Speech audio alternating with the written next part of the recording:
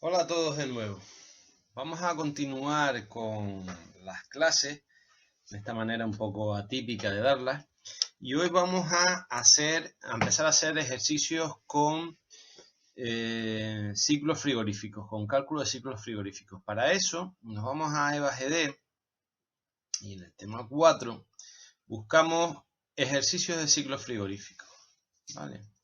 Le damos. Vamos a esperar a que se cargue.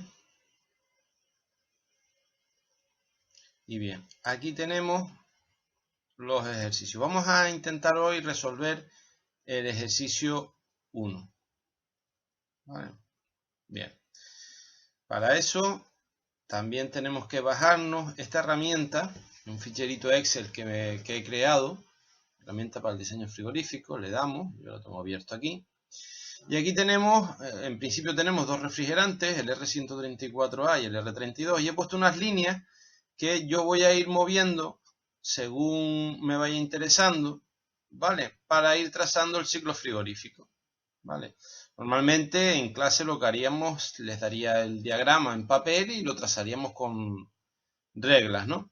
Aquí vamos a hacerlo de esta manera y así nos ahorramos el papel, ¿vale? También he puesto aquí unas líneas auxiliares para después sacar los valores de entalpía de los diferentes puntos. Bien.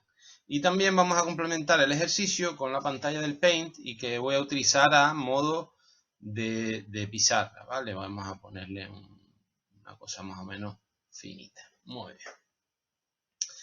Pues entonces vamos a ver lo que nos dice el primer ejercicio. El primer ejercicio me dice: una instalación frigorífica funciona con refrigerante R134A a una temperatura de condensación de 40 grados. Vamos a apuntarlo, vamos a ir apuntando los diferentes datos, ¿vale? Esto ustedes lo hacen en una libreta, ¿no?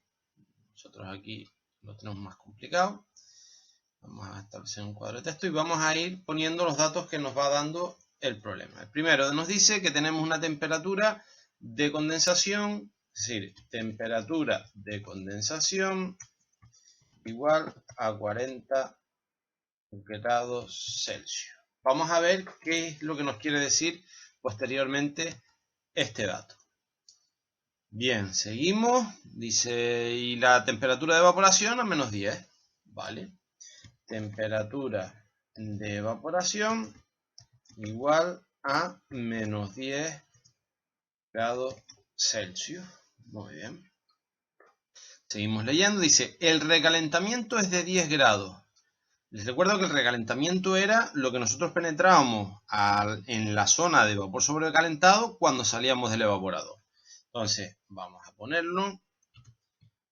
Recalentamiento 10 grados. Normalmente el recalentamiento, como es una diferencia de temperatura, lo podemos poner en grados Celsius o directamente lo ponemos en grado Kelvin. De esta manera podemos diferenciar que no es una temperatura absoluta, sino una diferencia de temperatura. Entonces, en algunos libros lo vamos a ver siempre en grado Kelvin. Seguimos leyendo. Tenemos un subenfriamiento de 10 grados, es decir, el subenfriamiento era lo que nosotros penetrábamos cuando salíamos del condensador, lo que nosotros entrábamos en la zona del líquido subenfriado, y es también de una diferencia de 10 grados Celsius o Kelvin, ¿no? Bueno, seguimos leyendo. Y tenemos una potencia frigorífica de 5000 kilocalorías hora. Bien, estas 5000 kilocalorías hora, les recuerdo que lo habremos obtenido previamente en el cálculo de cargas térmicas, ¿vale? Bueno, pues entonces es otro dato. Sabemos que la carga térmica, por lo tanto, es el calor que me tiene que absorber el evaporador, ¿vale? Entonces, pongo el valor 5000 kilocalorías hora. Bien, seguimos leyendo. Y vamos a hacer el primer ejercicio. Dice, primer apartado, traza el ciclo frigorífico indicando los elementos básicos en el diagrama de Molière, suponiendo una compresión ideal y adiabática. Esto es importante, compresión ideal y adiabática. Vamos a anotarlo también para que nos sirva. Compresión ideal y adiabática. Muy bien. Bien, pues aquí ya tenemos los datos que nos da el problema. Vamos a empezar a resolverlo, ¿no? Para eso me voy a este ficherito Excel que me va a servir de referencia como la hoja donde yo voy a escribir, ¿no? Donde yo voy a escribir, vamos a hacer un poquito más grande, donde yo voy a dibujar mi ciclo frigorífico. Me lo pongo en la pantalla para ir sacando los datos. Lo primero que tengo que seleccionar es, no lo habíamos puesto aquí, pero el refrigerante era R134A. R134A. Bien, pues aquí nos queda un poco pegado. Si me permite mover. Bueno, lo ponemos aquí. R134A. Vamos a borrar esto aquí para que no se nos confunda. Muy bien. Bien, pues entonces nos vamos al ficherito Excel y vamos a empezar a trazar, ¿no? Vamos a hacerlo un poquito más grande para que se nos pueda ver. Un poco más grande. Eso es. Vale. Bien, y entonces vamos a aseguramos que estamos trabajando en el R134A y vamos a empezar a establecer las diferentes fases del ciclo frigorífico. ¿Vale? Primer dato, nos dice que la temperatura del condensador es 40 grados. Cuando nosotros nos da esta temperatura de condensador, lo que nos quiere decir es la temperatura a la que en el condensador se está produciendo el cambio de estado. Entonces, yo cojo, me baso en esta línea roja, ¿no? Que es una línea recta, y busco los 40 grados del cambio de estado. Aquí están.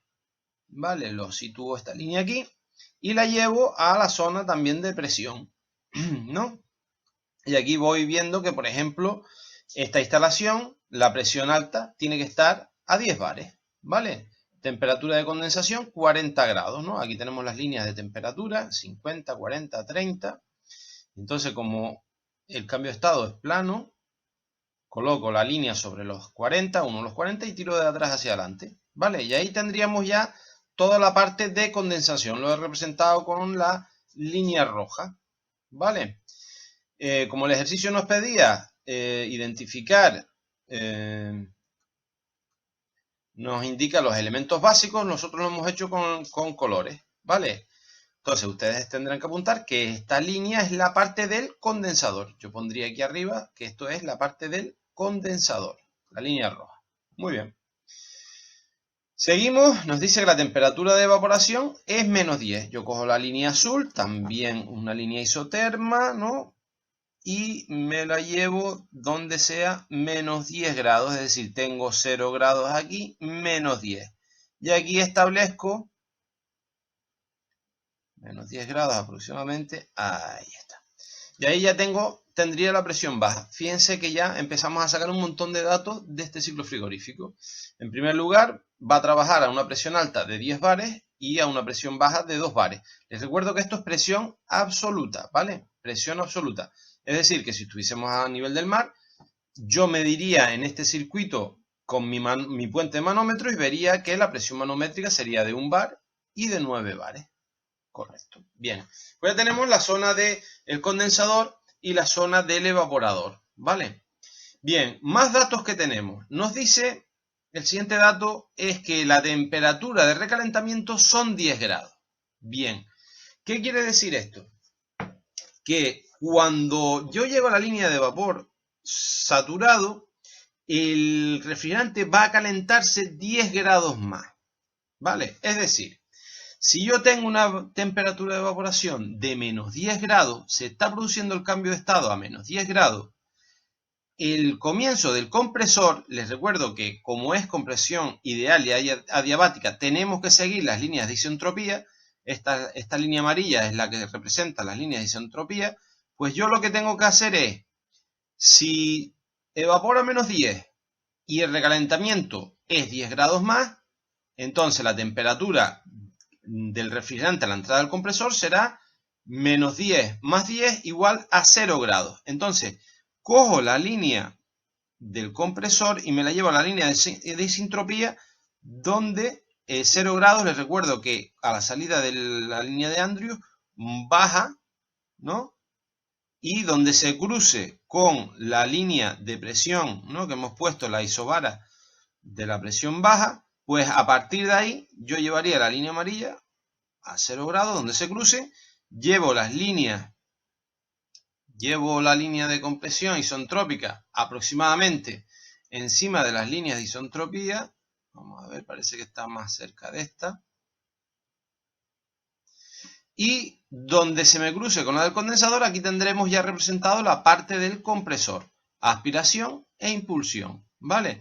Si nos damos cuenta, estamos trabajando dentro de la zona de vapor sobrecalentado, ¿de acuerdo? Que es lo que a mí me interesa para que no tenga golpe de líquido en el condensador, en el compresor.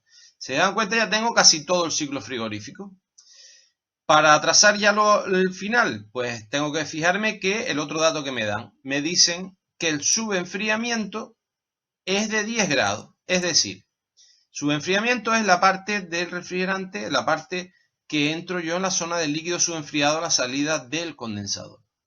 Si yo estoy condensando a 40 grados y subenfrío 10 grados, significa que voy a bajar la temperatura en 10 grados del refrigerante. Es decir, que si yo estoy condensando a 40 y lo enfrío 10 grados, voy a ir a 30. Entonces, la del expansor me lo llevo a 30 grados. Aquí en la parte de líquido subenfriado las líneas de temperatura van casi verticales, por lo tanto yo lo que hago es que cojo la línea verde, me la llevo a 30 grados y tiro hacia arriba hasta donde se cruce con la línea de la isobara de la presión alta. Bien, pues aquí ya tendríamos mi diagrama de Mollier trazado. Estas 4 líneas que tenemos aquí, este pequeño polígono de 4 lados, representa mi ciclo frigorífico. ¿Vale? Entonces, aquí ya tendríamos diferenciadas las 4 partes fundamentales del ciclo frigorífico. La línea roja, este tramo que está aquí, vamos a recortar, bueno, esta línea roja que tengo aquí, este tramo que está situado entre la amarilla y la verde, sería la parte del condensador. Podemos ver los 3 tramos de enfriamiento de que sufre el refrigerante. Sensible, latente y vuelta sensible. La línea verde, esta línea verde se corresponde con el expansor, ¿vale? Ven cómo la salida del refrigerante del expansor me llega al evaporador con un aproximadamente un 25% de gas y un 75% de líquido. Aquí tendríamos la línea del evaporador, ¿vale? Introduciéndonos en la zona de vapor sobrecalentado para asegurarnos de que entra vapor al compresor, y aquí tendríamos la línea del compresor. Y aquí tendríamos ya los datos que a mí me interesan. Para realizar el problema, pues utilizo estas líneas auxiliares, que las pongo aquí, en estos puntos, ¿vale? Para yo después poder sacar los valores de entalpía. ¿De acuerdo? Pues entonces ya tendríamos el primer apartado hecho. Es decir, leyendo los datos que me da el problema, pues yo voy trazando las diferentes líneas a diferentes presiones y ahora pues ya me dedicaré a sacar el resto del ejercicio.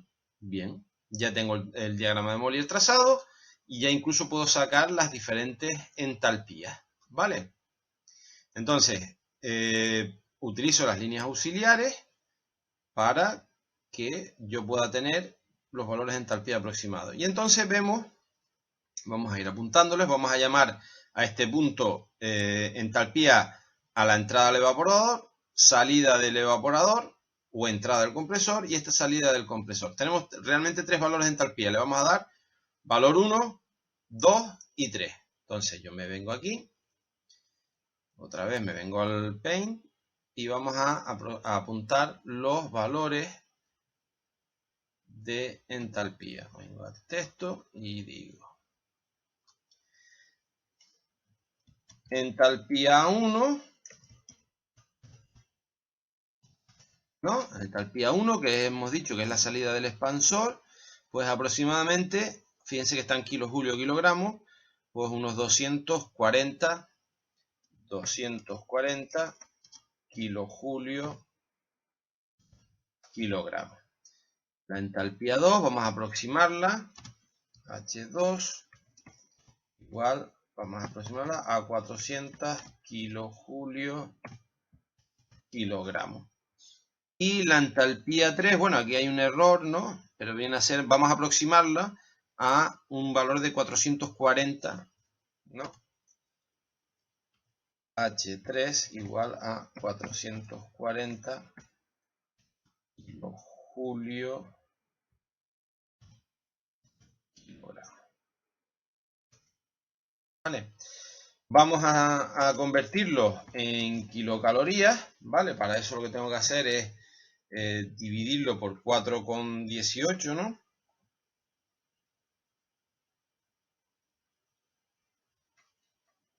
...240 dividido entre 4,18...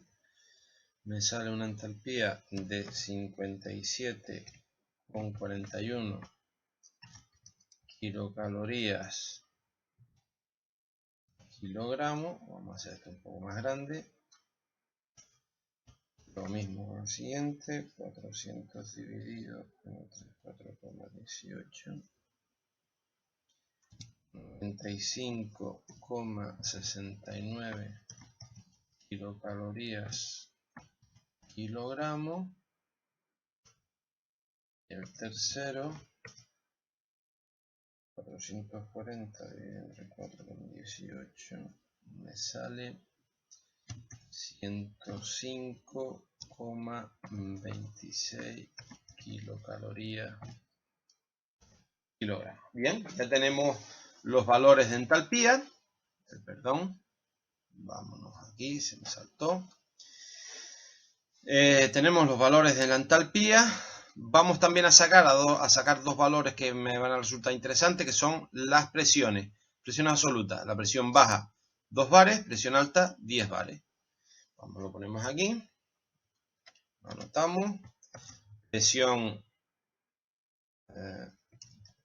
alta igual 10 bares y presión baja igual 10 bares. Muy bien, pues ya tenemos los datos que a mí me interesan del diagrama de Molière obtenido, ¿no? Que son los valores de entalpía y los valores de presión. Bien, pues vamos a empezar a resolver el ejercicio. Nos volvemos otra vez al ejercicio y nos dice, traza el ciclo frigorífico, ya lo tenemos, indicando los elementos básicos, lo hemos realizado con colores. Bien, segundo apartado, vamos a calcular el caudal másico y el volumen aspirado. Bien, vamos a recordar primero qué es cada cosa. El caudal másico es la cantidad de refrigerante que está circulando por unidad de tiempo, por unidad de masa en unidad de tiempo, por el ciclo. ¿De acuerdo? Entonces, nosotros habíamos visto, vamos aquí, vamos a escribir, nosotros habíamos visto que el calor, vamos a hacerlo mejor con el texto, me queda mucho mejor. Nosotros habíamos visto que el calor, de manera genérica, era igual al caudal másico por la, abrimos paréntesis, la entalpía de salida menos la entalpía de entrada. Esto es de manera genérica. Bien, vamos a ir aplicándolo a cada uno de los elementos. Si nos damos cuenta, en el ejercicio a mí me dice, me da la potencia frigorífica, que es de 5.000 kilocalorías hora. La potencia frigorífica es la carga térmica que nosotros habremos calculado previamente del recinto que queremos enfriar, y se viene a referir que la potencia del evaporador tiene que ser de 5.000 kilocalorías hora. Muy bien. Como yo conozco la diferencia de entalpías que tengo en el evaporador, ¿no? Que sería entre este punto y este punto, ¿no? Lo que está delimitado por la línea azul y las líneas verde y amarilla, pues yo puedo, si yo aplico la fórmula que tengo aquí, yo puedo despejar, lo vemos aquí, vamos a pincel, vamos a poner uno finito, Entonces, yo sé que el calor del evaporador es igual a la masa por la diferencia de entalpías, ¿no? Que nosotros hemos llamado que es entalpía de salida, entalpía de entrada. Bien, si yo despejo, obtengo que el caudal másico es igual al calor del evaporador, ¿no?, dividido por la diferencia de entalpía. Bien, pues entonces, si yo realizo esta operación, el calor de evaporación que yo sé que nos lo da el problema es de 5000,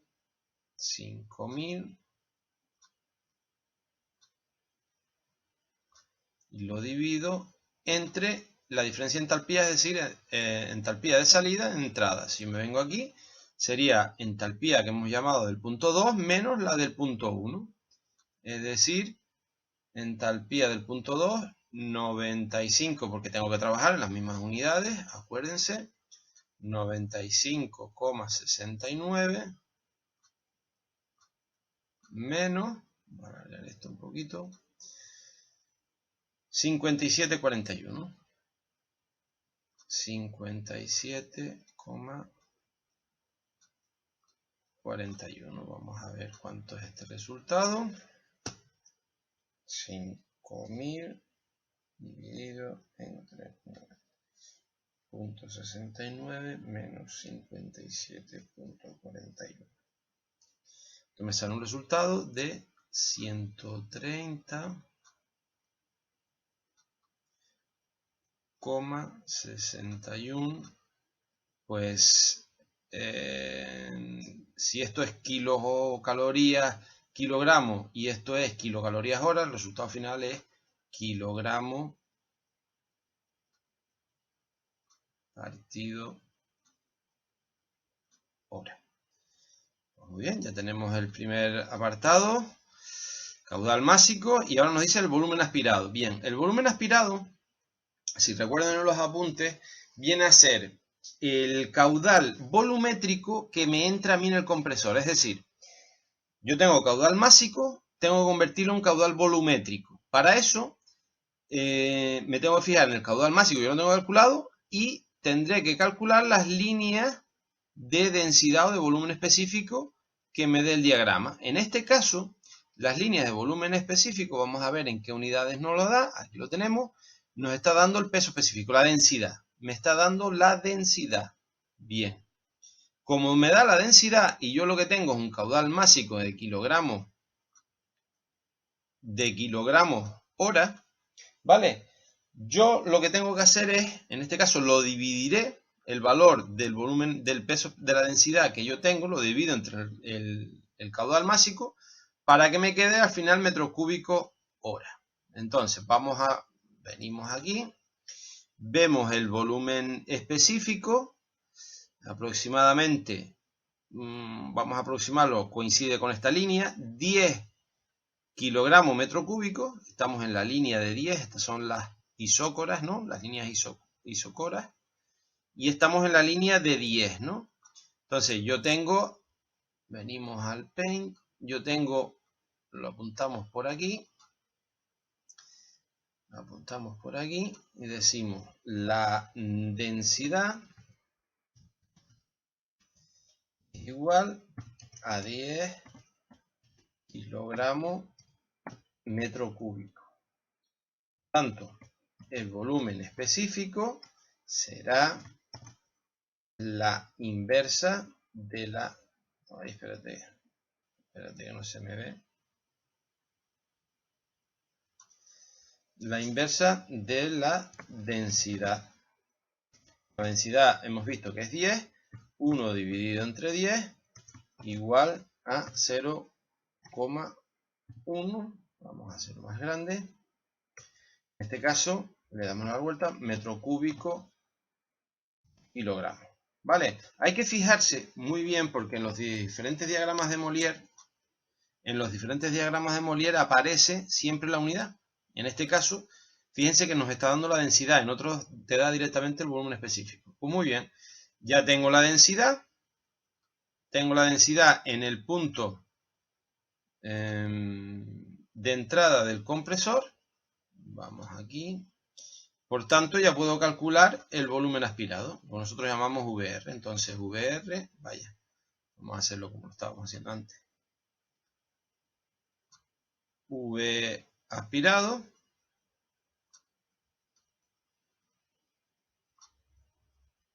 No me gusta este teclado, voy a cambiarlo de nuevo. Este que es más finito.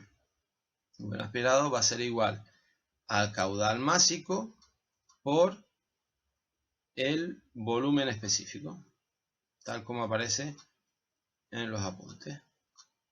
Es decir, alargamos esto, igual, volumen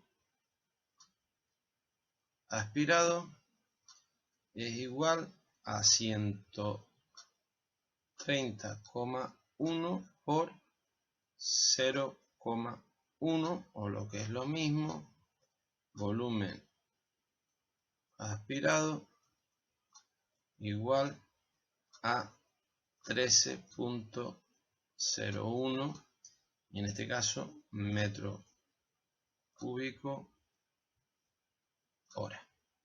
No me gusta para nada este.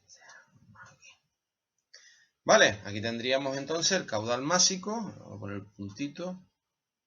Tenemos el puntito y ponemos el puntito, ¿no? Ya tendríamos ya el caudal másico y el volumen aspirado. Vamos a seguir resolviendo el ejercicio. Ya tendríamos el apartado B. Vamos a calcular el apartado C.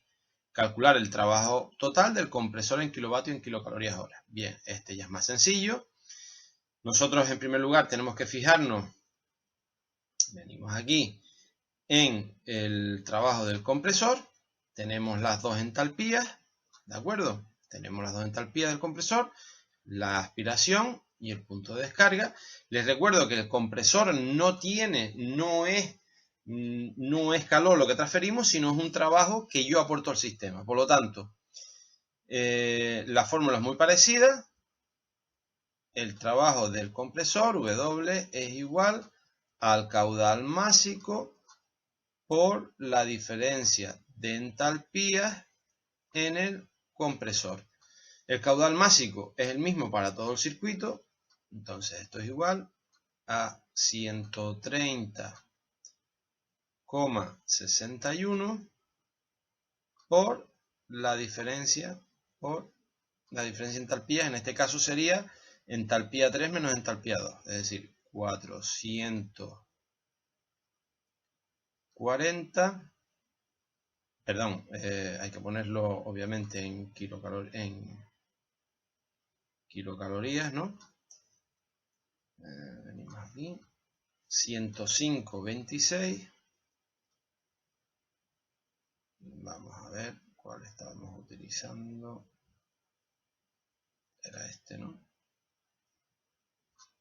105,26 menos la entalpía 2, que es 95,69. 95,69. Por tanto, nos venimos aquí debajo. El trabajo del compresor es igual, vamos a resolverlo. 105,26 menos 95,69, y eso lo multiplicamos por el caudal másico, 130,61, y esto me sale un valor de 1249,93 kilocalorías hora. Como el problema también me pide calcularlo en kilovatios, cojo este valor, lo divido entre 860 y el resultado me sale 1,45 kilovatios. Y aquí ya tengo el valor del compresor, ¿de acuerdo? Seguimos con el problema. El trabajo del compresor nos dice calcular la potencia del condensador en kilovatios en kilocalorías hora. Vale. Bien, el condensador lo podemos hacer directamente con la diferencia de entalpías utilizando las del compresor, perdón, las del condensador, que sería en este caso la de salida 240 y la de entrada 440. Les recuerdo que calor del condensador me tiene que salir negativo, ¿vale? O también lo podemos hacer de manera mucho más sencilla, que es aplicando la primera ley de la termodinámica. Se las recuerdo, que el calor del condensador es igual a la suma del calor del evaporador más el trabajo del compresor. O lo que es lo mismo, el evaporador son 5000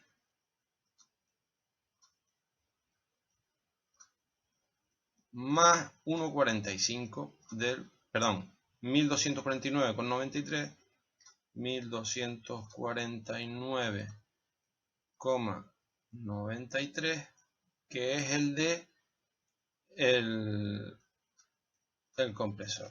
Por lo tanto, yo lo sumo, 5000 más 1249,93, me sale un resultado de 6249,93 kilocalorías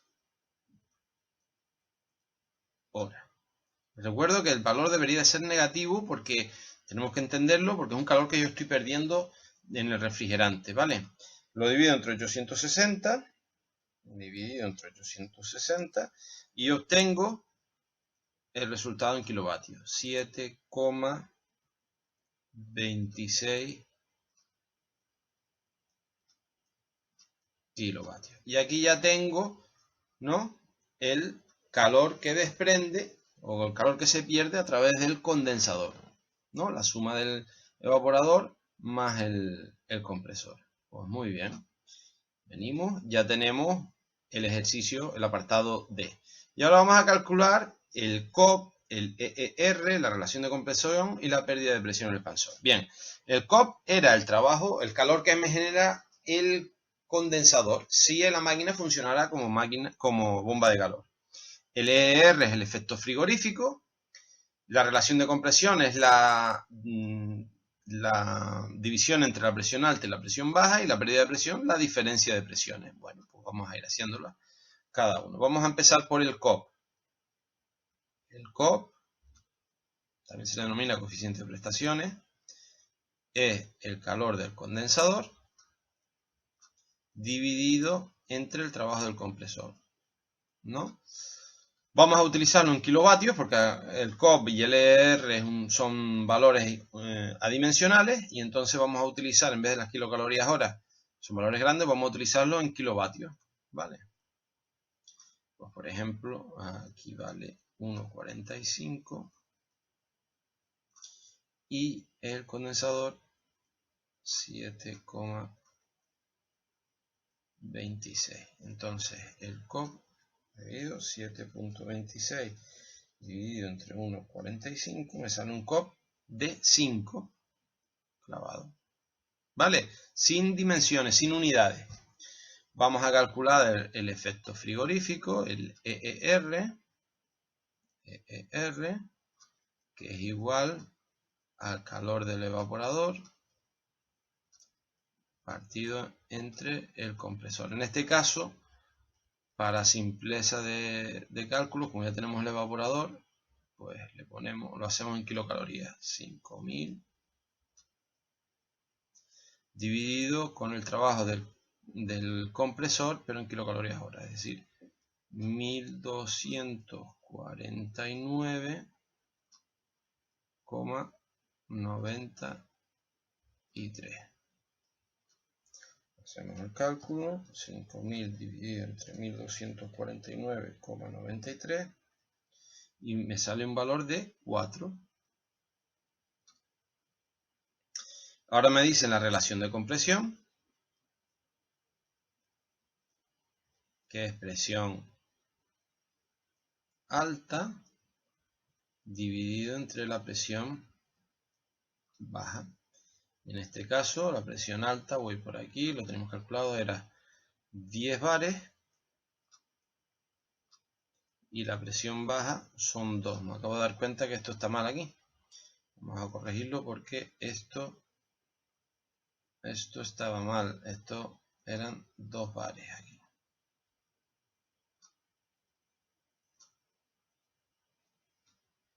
eran 2. Bueno, pues esto me da un resultado. No, esto está mal. Yo quería este, ¿no? Esto me da un resultado de 5. Bien. Y ahora me queda la relación de presiones.